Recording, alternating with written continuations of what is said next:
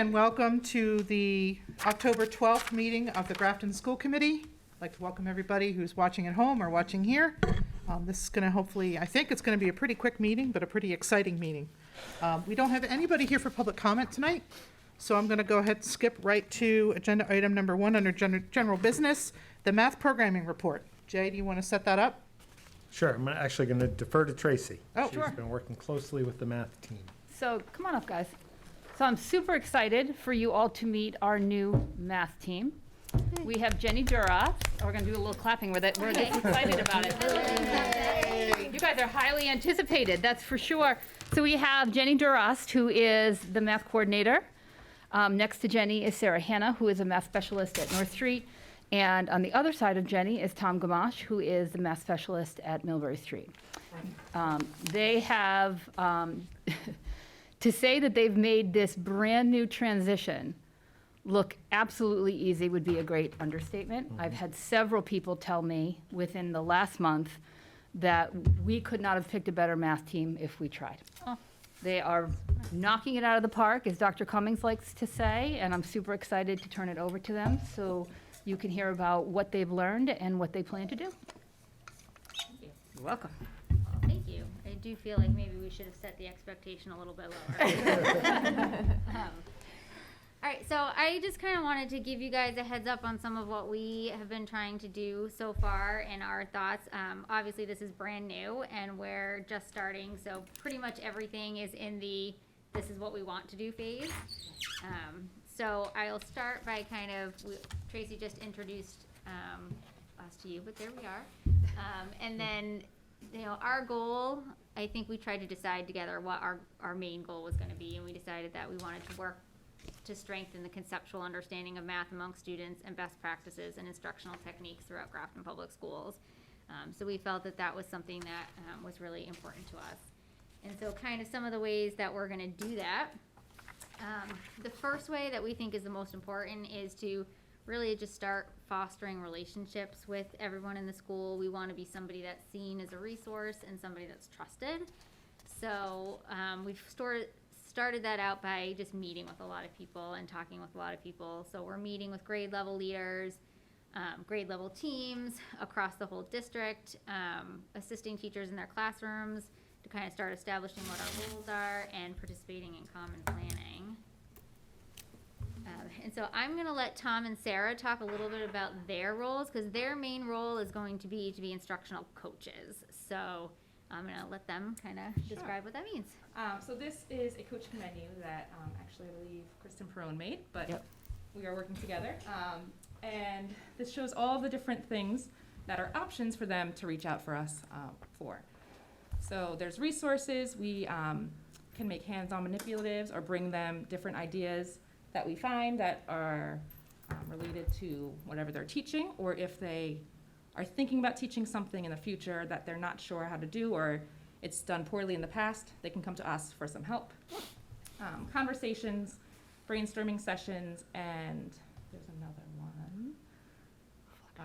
Reflection, all are around just kind of being like a backboard for their lesson planning. While they're thinking about what they're doing, they can come to us and have a sounding board about, okay, well, what do you think about this idea? Or, well, I'm not sure what to do with this. What do you think? Yeah, we've already had some good conversations around that too, especially around the Common Core and how some standards have changed over the years, especially how we've been trying to instill a deeper conceptual understanding as opposed to just basic algorithm and rote calculation based. We've also been working with them on instruction strategies. That's a big goal, but we've been able to get into some classrooms and share some things that have been successful for us in the past that have helped our students develop a deeper conceptual understanding of mathematics. We've helped them with differentiation support. They've been doing some workstations and workshops in their classrooms, and Sarah and I have been able to help out on that end. We've also been able to model lessons along the lines of sharing our own instructional strategies, going in and demonstrating lessons that's worked well for us in the past so that they can have these strategies going down the road.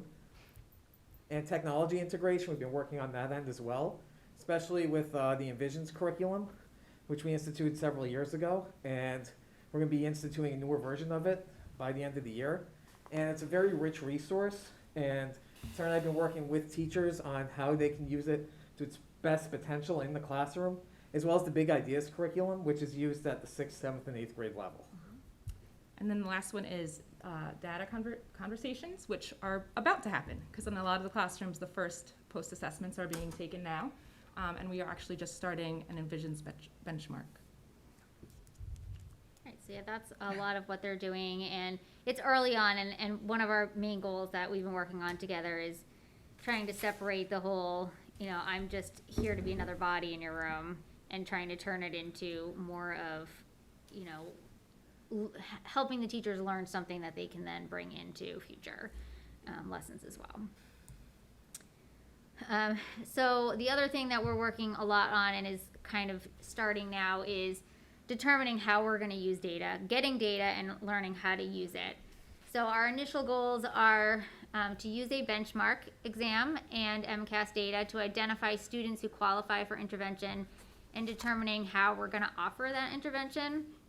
So that's kind of our first goal is looking at those students that are struggling and having some data to support those decisions.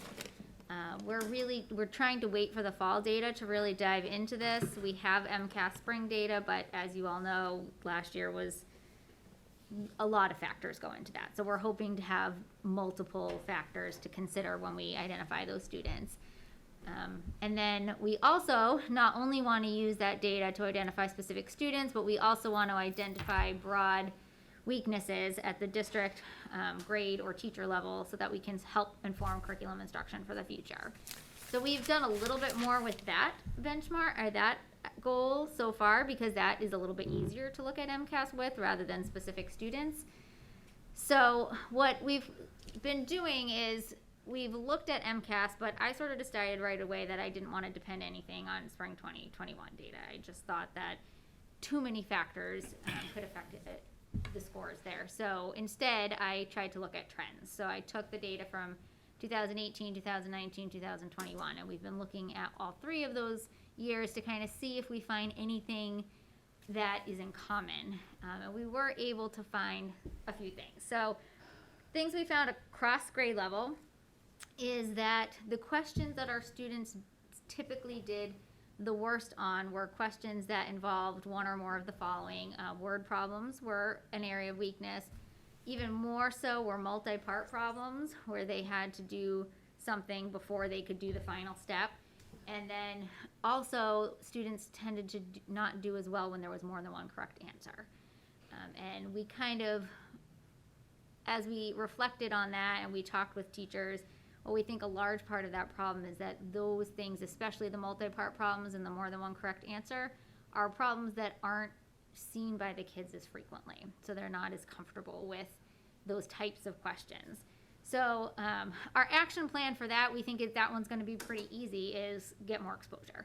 The more the students see multi-part problems, the more they see that it's okay to have more than one right answer, the more comfortable they're going to be with that.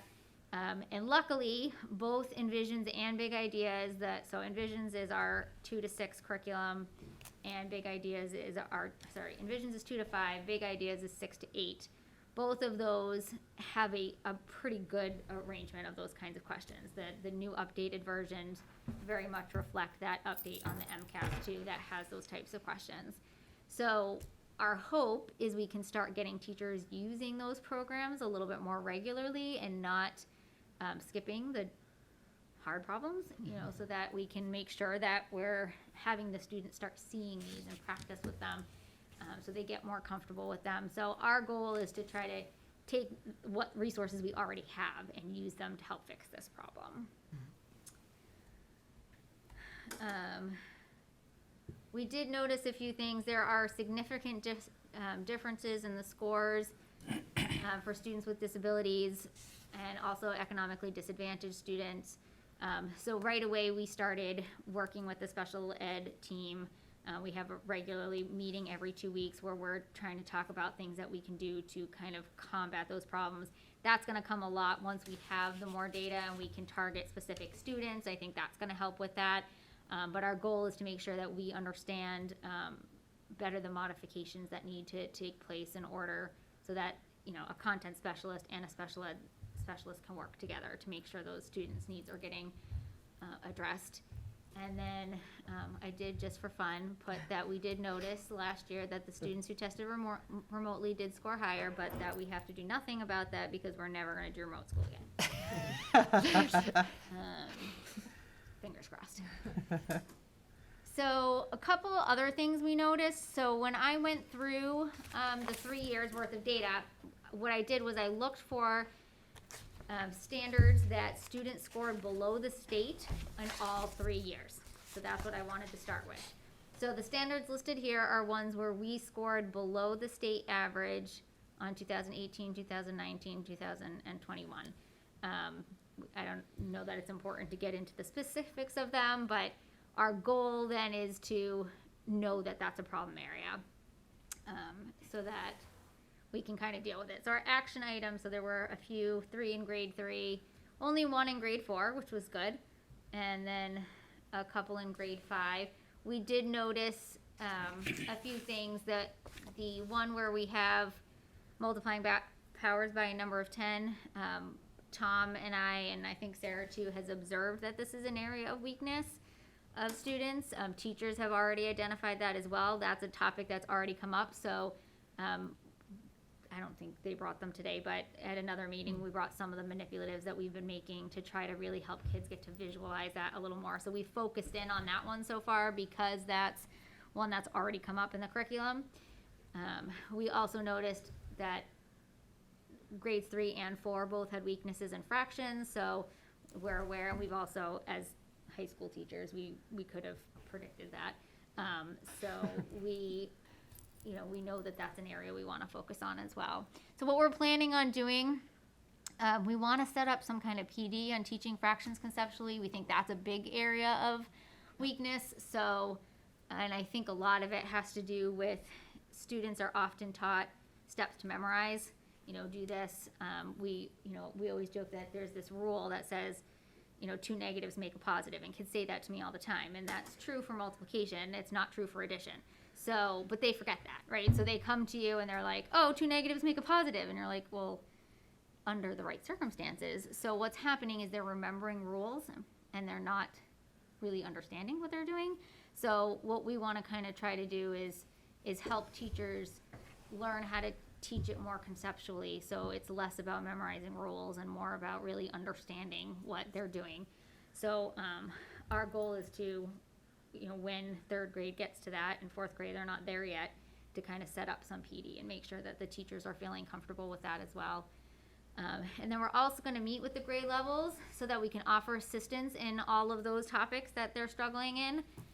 We want to model research-based instructional techniques, again, focusing on conceptual understanding. We want to help them plan lessons, so when they come to us, or when we get to a topic that's more of a problem area, we're going to sit with them and plan with them to help find ways to reinforce problem areas, to spiral review in throughout the year so that they're seeing it more frequently. We're going to help identify students that are struggling in those specific standards.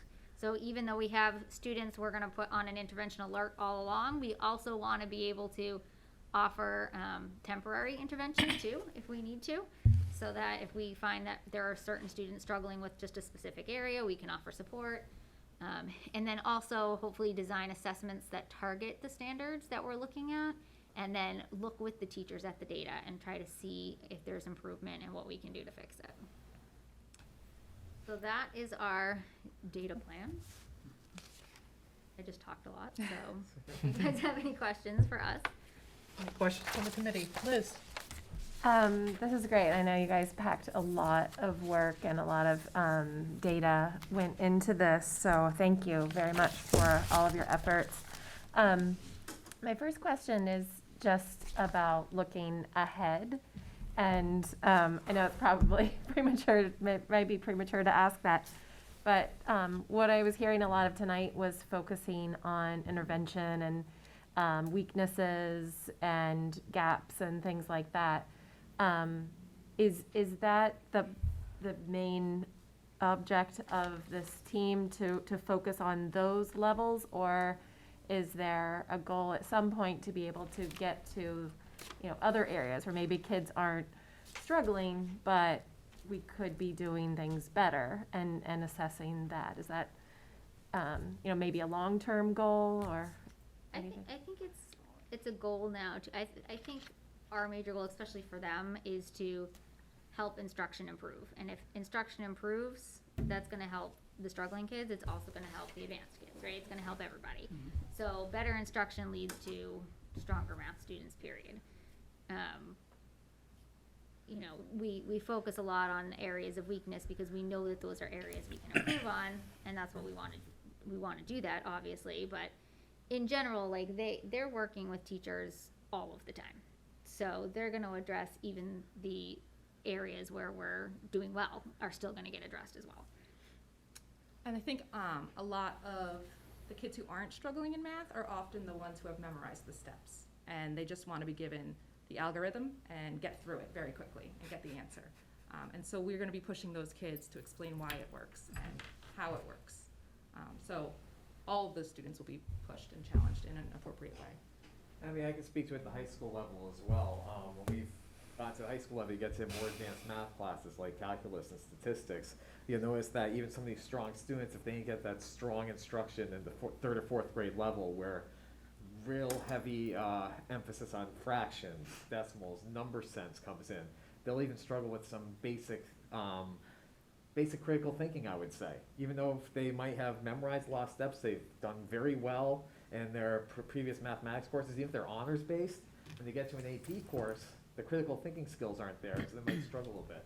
So ultimately, we're really hoping to help develop these critical thinking skills at the lower level, so that way the kids can carry it throughout their mathematics education, and that way they can have that opportunity to take some of these more advanced math classes and be successful, not just at the high school level, but even when they get to college. And to piggyback off what Jenny said, I think the overarching goal is really to support mathematics instruction that is conceptually based. And if we are changing practice, whether that's with fractions or decimals, it doesn't matter. If you're teaching conceptually, you're changing how kids are learning and understanding and applying math, and that transcends all kids. All right, thank you. And I know you've taught in the classroom, so maybe you already know this, but I know it sounded like a lot of your information, a lot of your data was coming from the MCAS results. Just wondering if you got information about things like class participation and, you know, other less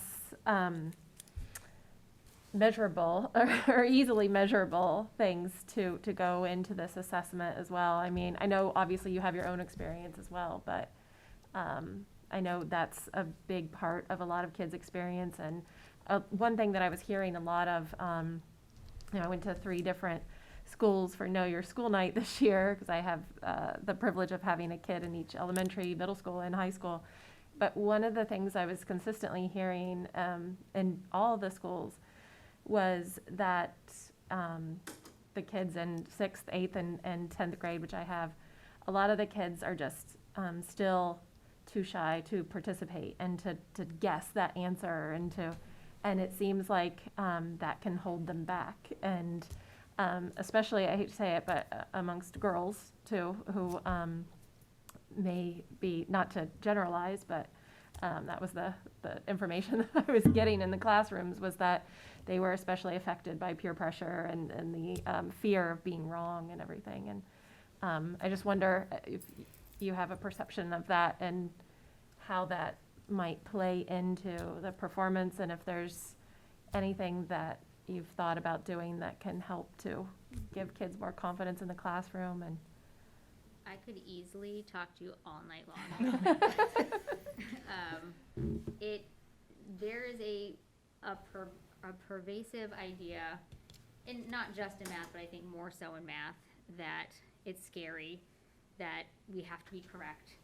The answer is the only important part, and that is a cultural thing that is toxic to math education. And the 3 of us, again, we could talk all night about that.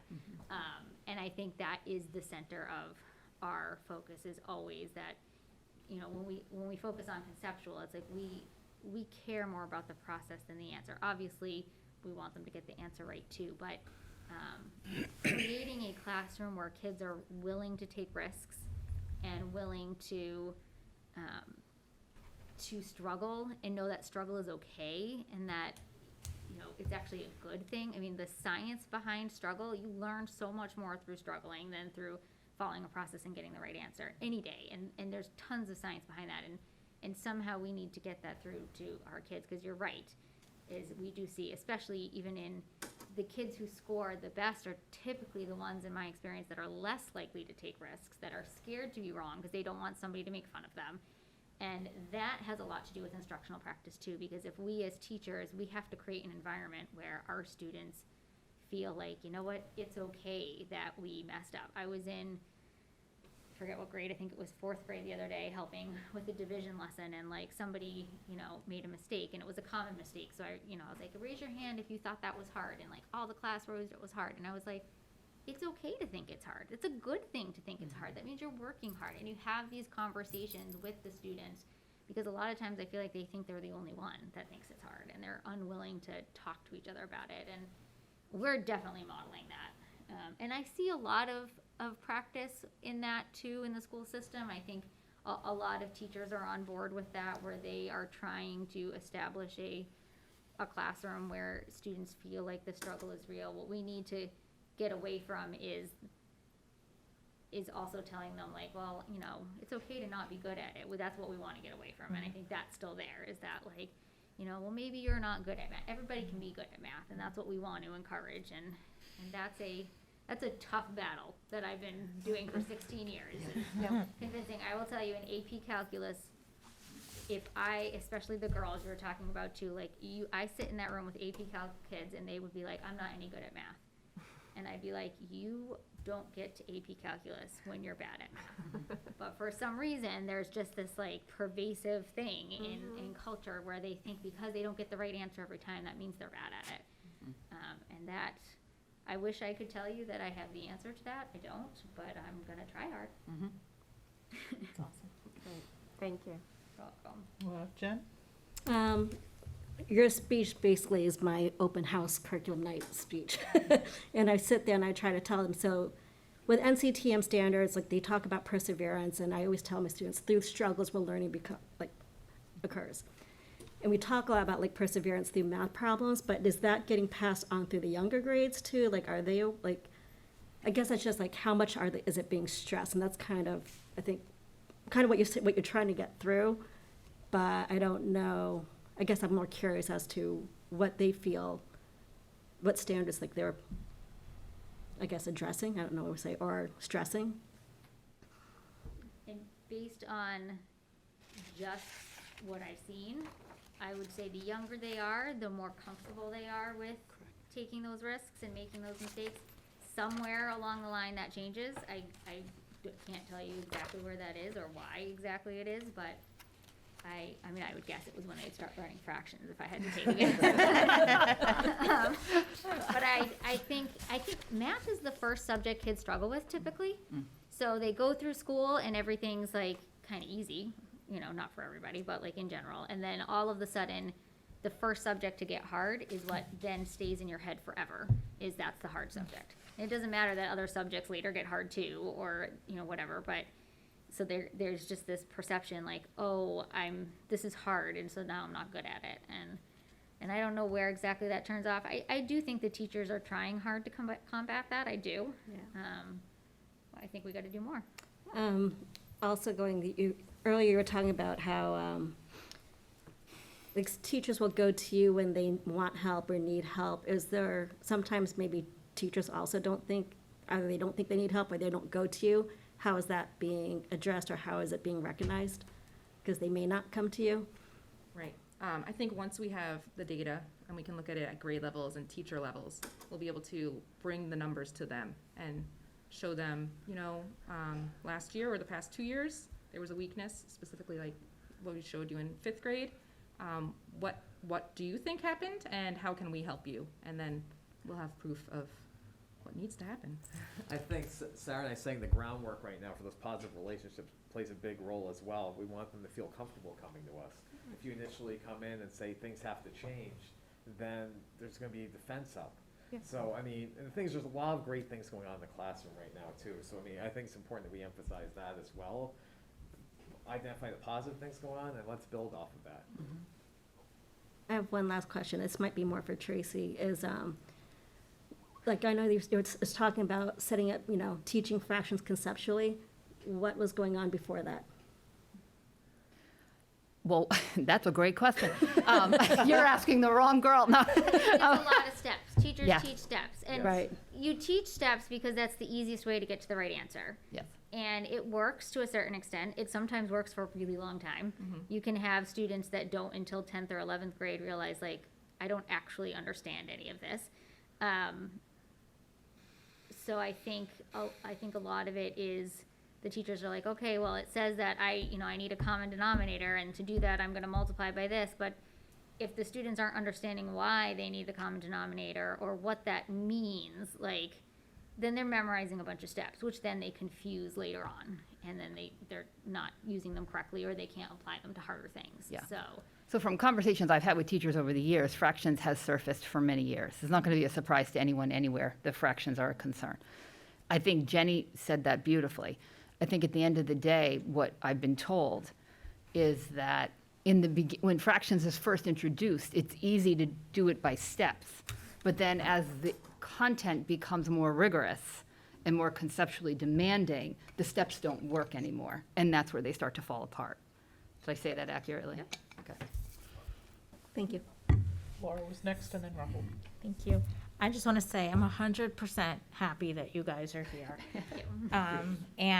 Or you teachers are here, I should say. And I also really want to thank the town of Grafton, because it's because we were able to pass the override that we were able to hire for these positions, which I think are critical to our students' needs. So this makes me so happy to hear everything you're doing, and I want to thank you. And I think it's really great to give supports to teachers, because they're out there a lot, and it's nice to have, we've had Tracy, we've had Jay, we've had Kristen, but it's really good to have people in their kind of subject matter being there. And I really liked what you said about, building the trust and coming in, and nobody's done anything wrong. They've done it how they were taught to do it. Things have evolved over the years, and now we're learning new ways to do it, just like our kids have learned different ways to learn math than we did. I also thought this piggybacked really well on what we talked about 2 weeks ago when we talked about the different mastering, the different standards in math. So it's not about getting the answer right away, it's learning and continuing to learn. So I'm just loving all of this, and I really, really appreciate all of you, so thank you. I had one question, and you sort of addressed it, but I just kind of wanted some more information. When you talk about the economically disadvantaged students, and you said we're working with special ed, what if they're not able to get on an IEP, or they're struggling? How are we meeting? And that's a general question that I have all the time. What are we doing to kind of work with them separately? Are you working directly with teachers? Like, are there other processes besides going to special ed that you're thinking about? And I think about this across the board, not just in math, so. yeah, I think so. They're going to be doing a lot of push-in instruction, and so what I think is best about our job is like you have the kids that already have the IEPs, or that are already identified and targeted and getting supports and getting helps, and that's awesome. What we're hoping to do is add to that and get those kids that are on that line, where they're struggling a little bit, but we all know struggling a little bit in second grade becomes struggling a lot by 8th grade, Right. Ninth grade. So if we can try to curb that before it becomes, struggling a lot like that, I hope would make a big difference. So I think when we're talking about interventions and a lot of this stuff, we're not talking necessarily about just the special ed kids, because that's not our purview. They already have someone in their corner. We're talking about math specific. If you need help, it doesn't matter. Right, okay, You're gonna get it. great, thank you. Rahul? So, you mentioned that you'll be using MCAS data to identify the kids. Wouldn't that be late? Like, if a kid is in 3rd grade, you use his data or her data, and then you will be working on those kids in the 4th grade, or how does it go? So we're hoping to use a lot of different data. So MCAS is all we have right now, because we have not used any kind of data collecting in math ever. So we got MCAS, that's what we got. We're starting benchmarking, so we're giving the kids assessments right now in real time on grade level stuff. And that's gonna be our second target. We are also gonna take, somebody mentioned, what about the formative assessment stuff too? We are gonna take what teachers are saying. We are gonna take, different things that we see also, and we're going to create a package. We have, the attendance issue, like data. We have all of that. So we can look at the big picture too, and, I think the only way you're really going to find the kids that need the help is to see if there's patterns in their weaknesses. Okay. And going back to what Liz asked, her first question, the kids who are not struggling, for example, could we challenge them even further? Yes. Like, get, Yeah, you guys have already done some of that. okay, And teachers have requested that as well. Teachers said that, they spend so much time teaching the class and intervening for the kids that need intervention, that they want support in challenging the students that are not getting challenged. So that's definitely, again, they're gonna push in. So they're coming into the classroom and they're going to do that kind of thing. thank you. And when we sit in on lesson planning, that's one of the things that we'll ask them, like, okay, well, how can we help the strugglers, and how can we challenge those ones that are doing really well? Because we want to be able to have everyone access the curriculum at their pace. And Sarah and I have already started doing that within the classrooms too, especially with the workshop model. Like, if we notice there are kids who are doing well with something, we might push them to use some more critical thinking skills and take what they've learned and take it to another degree. Okay, awesome, thank you. Any other questions? I do have one more, if you want me to ask it before you go. Go ahead. Okay, so I know that we have the reading coordinators, and now you're in place for math. Just wondered, any plans to have some summer math programs like we do in reading? It has not yet been discussed, but. I mean, maybe. We're definitely going to have the math team back. I mean, you can clearly see that this group's been waiting for this math team for years. They've been on the job for, 21 school days, I think. But I didn't mean to cut you off. I'm sure you guys are going to take a look at math programming. We could tie to our summer enrichment. But the work that you have done in a few short weeks is absolutely remarkable. And at least I can say I can't wait to have you guys back in a few months. I can only imagine what you'll have. Yeah, you've done a lot, thank you. Give me Really a few appreciate months, it. yeah. Yeah, I didn't mean to make it sound like, you should have done more in the few weeks that you've had to do this, I not may at all. have walked in the first day of school and been like, what's my job exactly? Yeah. Oh, you've done it beautifully. Yes, you have. And Jenny's also being pushed in other places too right now too. So. Oh, right? Yeah. And it's hard, I mean, let's Right. be honest about it. We're short on staff, so everybody's got the masks and just so much unprecedented stress. And we've got new positions, a new team. Sarah has a slight benefit of at least knowing North Street. Tom's pushing in and getting to know people at Millbury Street with the masks. They're covering extra classes, all that stuff. And I'm here to help with math, and you're doing it beautifully, but that's a challenge. And Jenny, like everybody else, is figuring it out as you go and doing it brilliantly. Raise your hand if it's hard. Yeah. It's okay. You're making it look easy. Yes, you are. Thank you. Well, this is great. I've been really excited for you guys to come in. It's great to meet you. I had one question, and one of the things that I hear a lot, and I've heard this for years, is how can we engage families to help their kids with their homework, or to help them, because we're teaching math differently now. We have been for a while. I learned all the steps. So when my kids need me to help them with their homework, I'm like, I don't understand this. Is there something that maybe it's these curricula that they provide resources for parents that parents just aren't accessing to help them? You're nodding, that's good. Yep. Because I feel like This one I can answer. we do have a number of parents who want to be able to help their kids, but they feel blocked by Common Core, which I understand isn't really the issue, but maybe you could speak to that. Yeah, so we're doing a couple of things. So do you want to mention the website?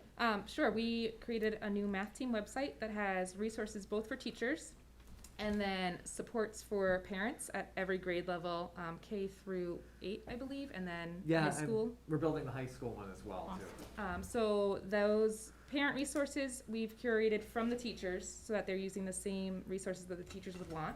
And then they also have access to their curriculum online for Envisions and Big Ideas. So we actually sent a note home to all 2 to 5 parents last week on how to access the Envisions curriculum so that they can, built into there is videos for every lesson, so parents can watch the video and learn how to do it. There's extra practice and assignments, all kinds of stuff that parents can use. So that's been rolled out to 2 to 5. We're working on 6 to 8. They have a similar program. We just haven't quite gotten there ready. The website's going. It's still in its infancy stages, so we haven't really pushed that out. It's there, it exists, but we haven't really announced it very much until we get it in a little bit better of a shape. But helping parents is definitely on our radar of things that we want to do, because that, you know, as a parent myself and as a parent that teaches math, and so everyone in the entire town calls me every time their kids need homework help. I understand that that's a big need. So, yeah, we are working on that. At the very least, I even put up a dialogue that I got at a PD a number of years ago that you can offer for parents. So when a student is or child's at home struggling with their homework, the type of questions you can ask them to help them, at least with those critical thinking skills. So that's the first thing you'll see on the parent resource page. Does that work for high schoolers too? 'Cause Yes, it does.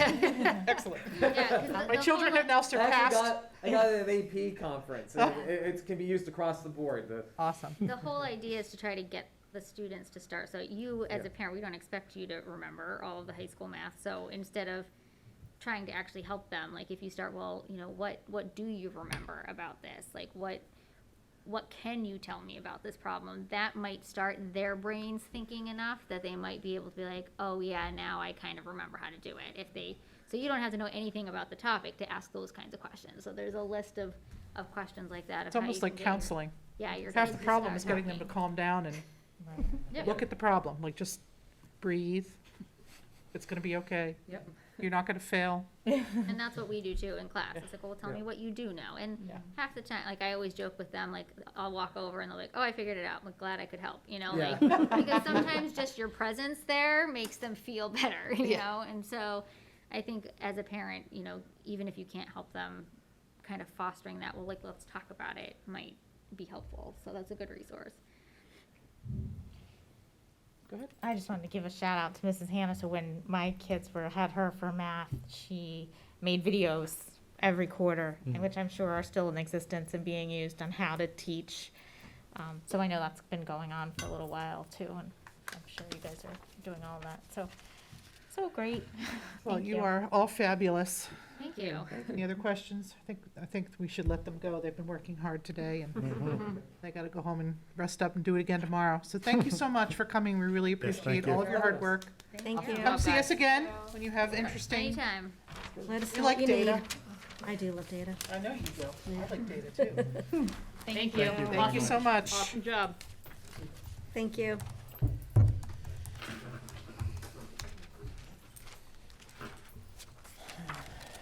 All right. Now we have a district update from Jay. All right, I wanted to introduce Maroska Gohar as our new student representative. You haven't had a chance to meet Maroska. She is a junior at Grafton High School. She was put forward as a candidate last week. We met briefly, maybe on Thursday or Friday, and after about 10 seconds of meeting with her, I knew she'd be a perfect fit for the team. So welcome, Maroska. Thank you. All right, I don't have much for you tonight, just a few slides and a few are updated slides. Talking about COVID-19, as of today, we have 29 positive cases. As you know, that mask mandate is in place through November 1st. The state put out the transition to optional masking, being a possibility to districts, to individual schools within districts that have a vaccination rate of 80% plus. You will see that districts in the state will start moving to optional masking as early as Friday of this week. Can you just make it big, Jay? Oh, sorry. That's okay. You're too excited to talk about Yeah, COVID I again. was super excited. Again, the decision is, in the end, left up to the individual districts and it's school-based. There is a commissioner and superintendent call tomorrow afternoon. Usually at those meetings, they happen every few weeks, but we get some insight into decisions being made that are announced in the coming week. So that should be interesting. As far as I know, everything is still on course in terms of the timeline and the requirements. So in terms of next steps, we're always busy. We are in the process of collecting vaccination information from GMS and GHS students and staff. Reminders started to go out today. They will also go out tomorrow to both staff and parents about getting those in. We have quite a few already submitted, but this will be another big push for us. Simply to see where we're at, and we'll take that data, obviously share it with the school committee and have discussions about next steps. At the last meeting, we talked about offering informational sessions regarding vaccinations. Potentially, I mentioned Dr. Fisher had volunteered to help us out. I haven't talked to him. I haven't pushed that forward in any way, but that's certainly a possibility. We're going to continue to offer vaccination clinics. Tentatively, we have one set up during the school day on October 27th that will be available at GHS for both GHS and GMS students. I'm working on getting more information on that. So I put an asterisk next to it for now, but this is the planned date as it stands. And then more information about that will hopefully go out tomorrow. And then we've been working with Bouvier Pharmacy for the past few weeks, planning, or basically getting on the calendar between us and the pharmacy in preparation for vaccinations being available to younger students in the future. So we're trying to get ahead of that as best we can. Jay, just a quick question. Absolutely. Would that be them coming to us and having a clinic, or would that Yes. be? Yep. Okay, And we've done that at the high school. right. But it would be after I think school we've done it hours. 3 times. for the little Correct. ones. I think once we did it on Saturday and 2 times after school. Okay, And we essentially just give a link. They go on it, pick a time, and there they go. okay. Anything else on COVID? Where do we stand? Sorry. Go ahead. Where do we stand right now in terms of mask mandate? About the district, you said districts can opt out of it by as early as October 15th? Yes. Where do So we as stand? soon as, right now, we are collecting all that information. So we'll know where we stand in terms of staff and students, both at the middle school and high school. Those will be separated out. I should have that information for the school committee by the end of this week, where we stand in terms of numbers. I would expect at the next school committee meeting, that Okay. discussion would need to take place, but we can talk about it in future agenda, but that's my assumption. Did somebody else have a question? I did, but Sorry. I'm gonna hold. Okay. Thanks. I just wanted to give a quick shout out and thanks to Kevin Anderson, our athletic director. This is his second year, but his whole first year was obviously all COVID. So in many ways, it's like his first year. He's been doing a fantastic job. He's really focused in on communication.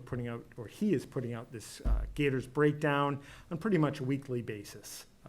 For years, I'd always hear feedback that there was confusion around athletics, all the different moving pieces, understandably.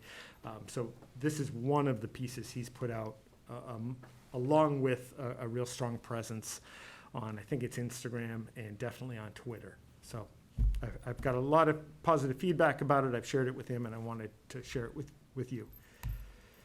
And then my last thing, there is a student, Trevor Johnston, who met with me probably a month ago about putting on a car show.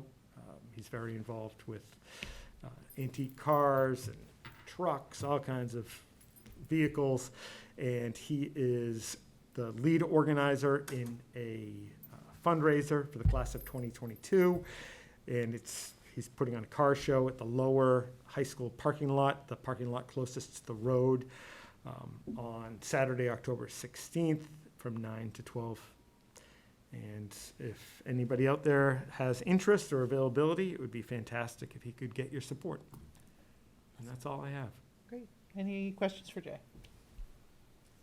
Liz? Yeah, Yes, Super- PSATs are the same day. yeah, well, no, I know that, because I will be dropping someone off that day, but, what does one do at a car show? I've never And how been do- to a how car do show, they- but I asked the same But how do thing. you, do they pay for admission? Is that how he's raising Nope, money? he's gonna do it purely on a donation basis. Donations, Yep, okay. they had a table. He did it about a year ago. I didn't even know he did it. Much smaller than it will be this year, and they raised, I forget what the cause was, but it was for a charity, and they raised at least $1,000. Yeah. Again, purely donation based.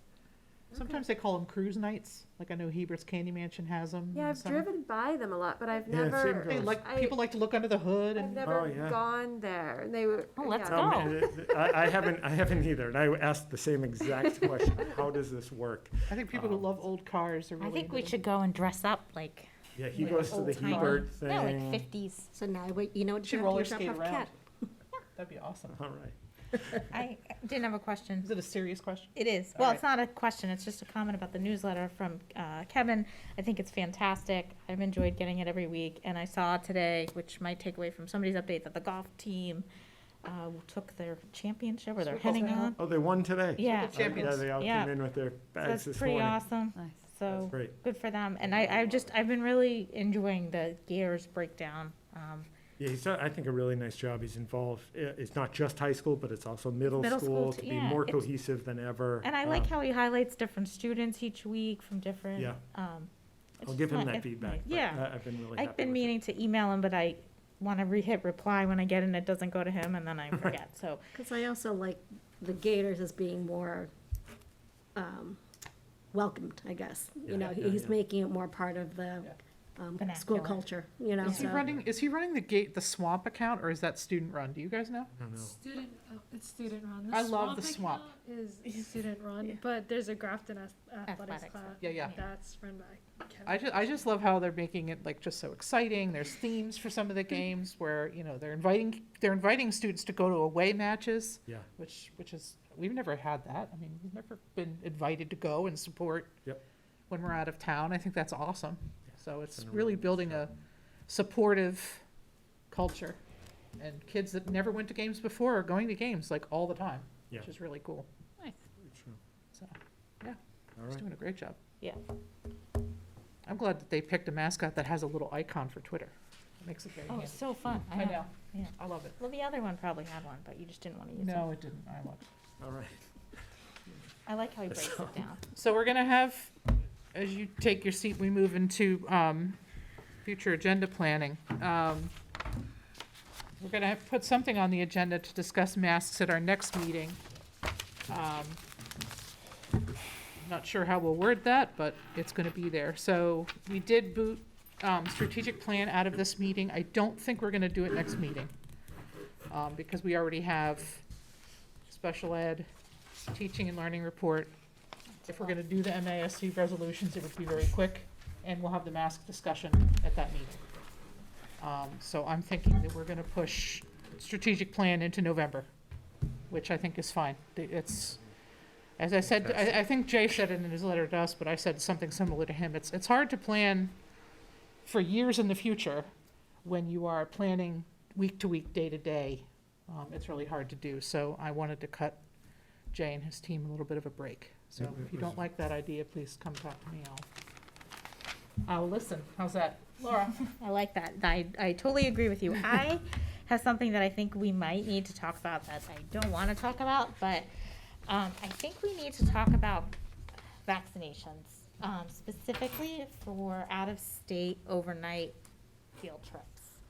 If kids are going to be sharing rooms, sharing beds, I don't know what we can or can't do, if we should or shouldn't. I'm not saying one way or another, but it's something that has come to my attention.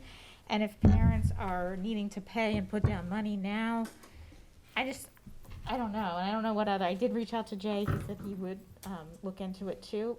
I'm not sure what the right or wrong thing to do is, but I asked it at a meeting and they were like, well, it's not school policy. And then I was like, oh, yeah, I know it's not school policy because I am one of the people that makes it, but I did have a bunch of people that were concerned either way, and I don't know. I never like to exclude from, but safety, I'm just not sure, and I think we need to discuss it.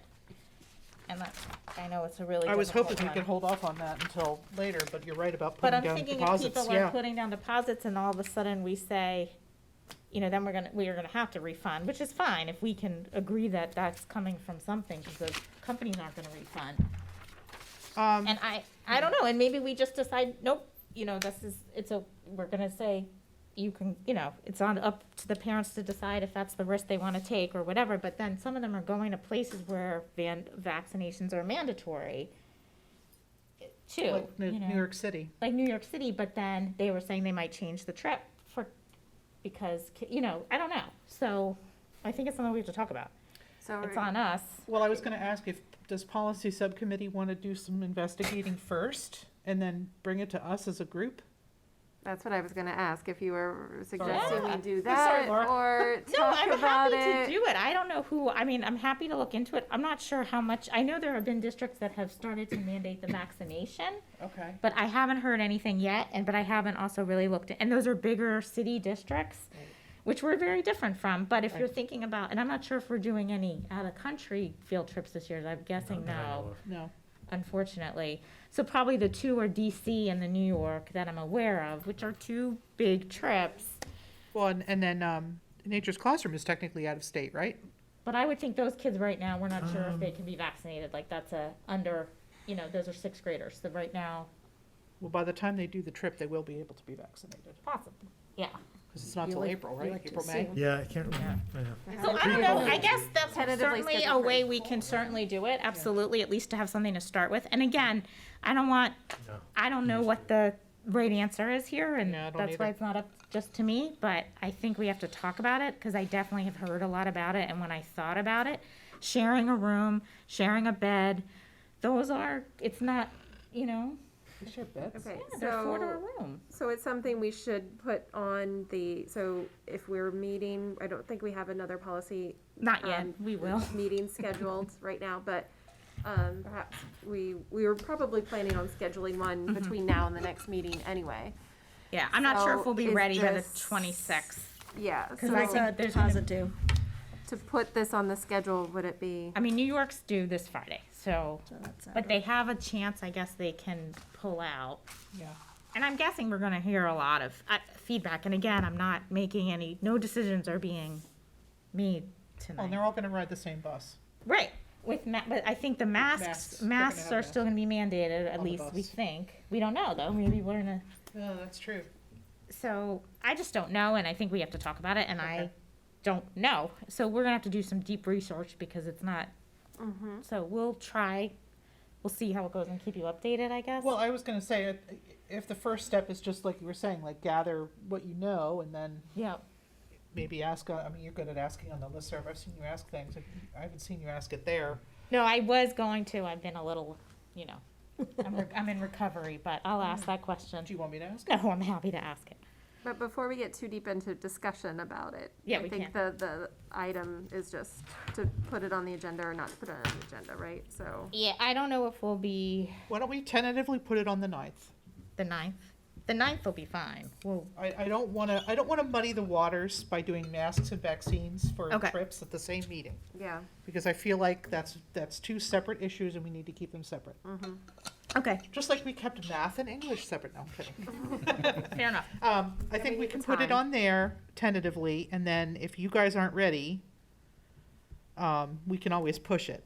But that meeting, I mean, Neil is usually very efficient, and so is Tony. So while it looks like it's a lot, Yeah, the budget is the only thing that, we'll be going through the preliminary 23 budget in theory that day.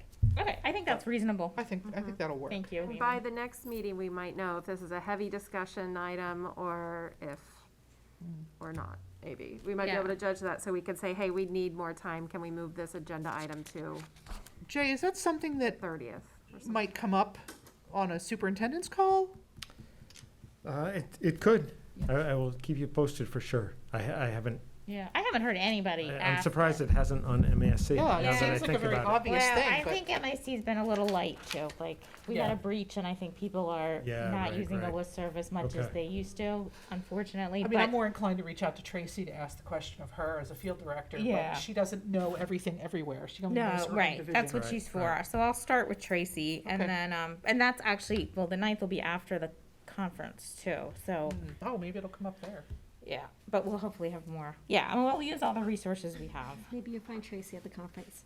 I think. I don't know. Will she be there? She can give her note. No, she'll be there. Are there any other items that? Thank you for bringing that up, Sorry. Laura. No, don't apologize, because honestly, I hadn't even thought about it. And maybe if I had gone to the information session, it would have occurred to me. I just didn't even think about that. It was That would be- ridiculous because I was the one who asked the question, and then they literally were like, "Yeah, it's a school policy," and I was like, and then No. everybody turned and looked at me, and then gathered around me in the parking lot, Oh, no. and not in a nice way, like teasing me, but like I was like, Oh. I don't know, it's not up to me, Because the policy is about the buildings. you know. I don't know. I mean, we may even need to adjust the policy, the mask policy, when we do it. We might need to adjust it so that when they do trips, we still have the kids mask on trips. I don't know. Right. What about ski club? What about, I mean, Sure. we haven't even really thought Yeah, about yeah, that. The slope is, it's certainly slippery. Is that considered a bus? Really? They Yeah, go, they take a bus to the Oh, yeah, ski they club. definitely take a So that bus. would be the- Athletics in general. they that'd be take the a bus company so, rules. I mean, that's why it's hard. Yeah. Wow. All right, anything else on agenda planning for the future? No. Okay. Well, that was a fun discussion. Sorry. No, don't apologize. That's why we're a committee of 5 and not just one person. All right, we're gonna move on to approval of the minutes. I will say before I take a motion on that, there was one small tiny error that I asked Debney to fix. MASC, the last 2 letters were switched around. She's gonna fix it and get me a new copy. So with that one change, I'll entertain a motion to approve the minutes. Whenever you're ready. Madam Chair. Yeah. I'd like to make a motion to approve the minutes from September 28th, 2021 as corrected. Second. Motion made and seconded. Any discussion? Okay, all committee members in favor? Aye. All opposed, no abstentions, motion carries 5-0. We have a warrant. Madam Chair, Yep, I move that the school committee approve warrant number 16, effective October 14th, 2021, in the amount of $556,694.38. Second. motion made and seconded. Any discussion on the warrant? Seeing none, we'll move to a vote. All those in favor? Aye. Aye. All those opposed, abstentions? Motion carries 5-0. We'll get to policy next. Breezing through tonight. Laura, shall I, or? I think you shall. All right, I shall. This is the second reading for all of the policies that we're presenting tonight, so hopefully everyone has had a chance to review them as we presented them in the first reading last time. And, I don't know, I can go through each of them if you want. So, the first policy is policy GCG2, the substitute teacher employment policy, which we introduced as we were redefining what is meant by daily substitutes and long-term substitutes to more accurately reflect the needs of the schools, and we took out what we previously had in here as short-term substitutes. I just recognized a typo in our Sorry. policy because we refer to short-term in the top and we took it out of the policy. So Yep. I would, let's see, we could, I guess, take a I think a typo is okay to just Yeah. correct it and then amend. make sure it So gets in into the first sentence, the purpose of this Yeah. policy is to outline the conditions of compensation for daily, short-term, daily, and long-term teacher substitutes. Thanks, Liz. Other than that, sorry, I just noticed it too. It was pretty much as presented last time with all of the edits accepted. I had one small question. In the section that says 1 school year, it talks about the superintendent or school committee granting a leave of absence in advance. I didn't realize that was something the school committee had the power to do. We talked about that, didn't we? Well, I think it would, because if it was covered by collective bargaining, we could. I think we have the power. We don't typically use the power because the superintendent does it, but we could step in, and we usually give permission if somebody needs or. Is it a situation that if a staff member asked Jay and Jay said no, that they would then be able to come to us? Yeah, they could. They could. Sure. And then we would review, okay. Yeah, Yeah. and then we could review and. I learned something new. All right, great. You have the power. No, We have the power. I'd rather not. It's funny how very little power we actually really have, that That's people one think we more have. thing. I don't think. All right. Any other questions on this second reading of the policy? Seeing none, I'll look for a motion. I make a motion to accept GCG 2 substitute teacher employment policy with the corrections as a second reading. Second. Motion made and seconded. Any further discussion? Seeing none. All those in favor? Aye. Aye. Opposed, abstentions, motion carries 5-0. And thanks to Kristen. Oh, that's right, Kristen. She helped a lot with that one. The second policy, section I, instruction I and B. Is that reading it right?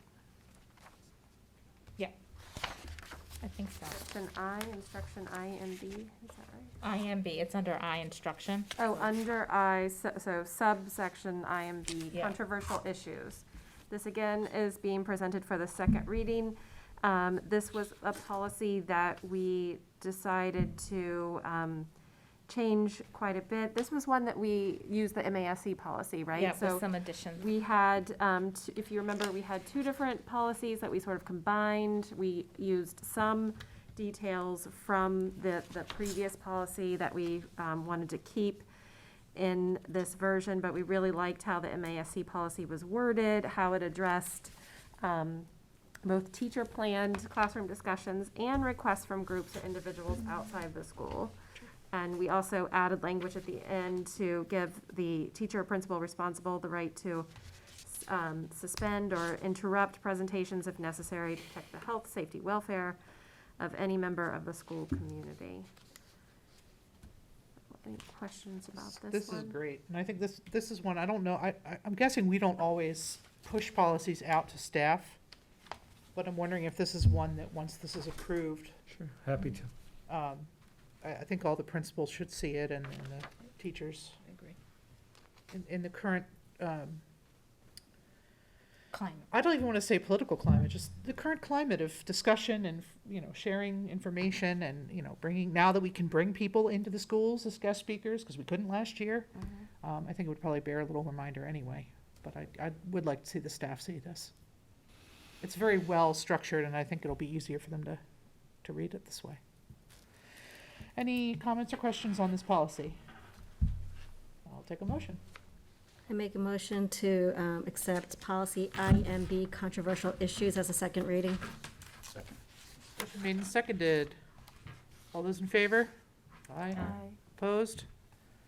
Abstentions? 5-0. And thanks to Tracy for that. Yes, She thank you, brought it to Tracy. our attention. And MASC. Yes. One more. Section E, subsection EA, or policy number EAAB, pest management, being presented as a second reading. And this one, again, we just made some changes to this in consultation with Tony LeMay. We integrated some language to reflect what we thought were the best practices for pest control and management and communication of what measures were being taken so that the public and parents are aware of what's going on in the school. I will present this with, I think there was one correction that was presented at our last meeting, that was identified at our last meeting, weather in the third paragraph I don't know if I made that. of the main section. Yeah, it's still the other weather. I got it, But sorry. that was we my had fault. already discussed it, so Yeah. I think we're good with that. And, let's see. Yep. Other than that, it,